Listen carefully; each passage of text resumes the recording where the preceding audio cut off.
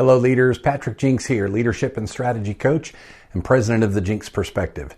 This month we're focusing on how nonprofit CEOs spend their time, and I want to ask you how much time you're dedicating to the following. Let's cue it up.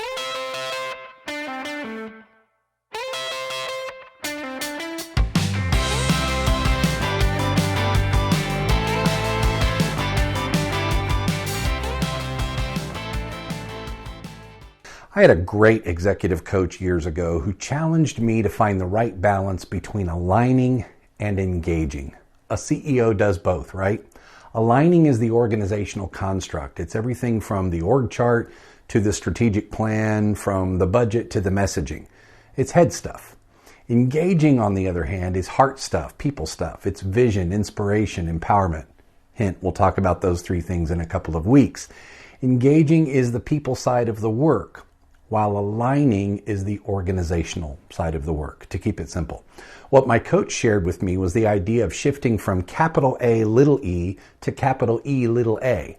In other words, I still needed to do both aligning and engaging, but in my case, with the luxury of having enough internal staff capacity, the bulk of the alignment work gradually shifted to a staff leader, chief operating officer, chief of staff, call it whatever you want, while my focus turned toward engaging people in our vision and bringing out the best in my team.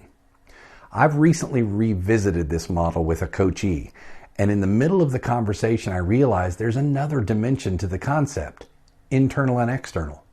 So I built a draft matrix for you. Internal alignment includes the things I mentioned earlier, staff structure, policies and procedures, or operational planning, budgeting, those kinds of things. Internal engagement is employee development, recognition, coaching, training, that inspiring and empowering, supporting, even the board development components, spending time engaging your board outside of board meetings, for example. So then what is external alignment?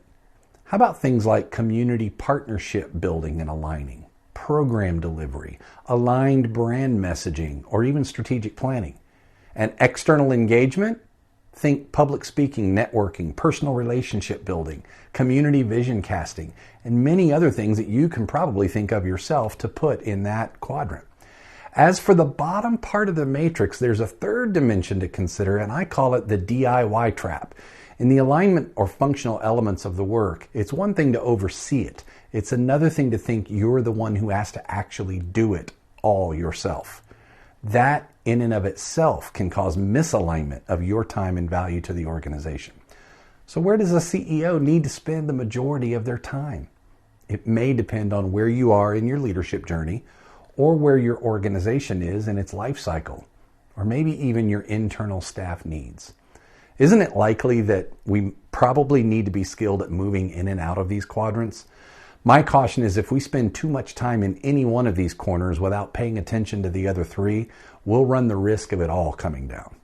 Where are you spending most of your time? Which quadrant? And how intentional are you about allocating your time to these quadrants? Where do you need to be next? And how can you make it happen?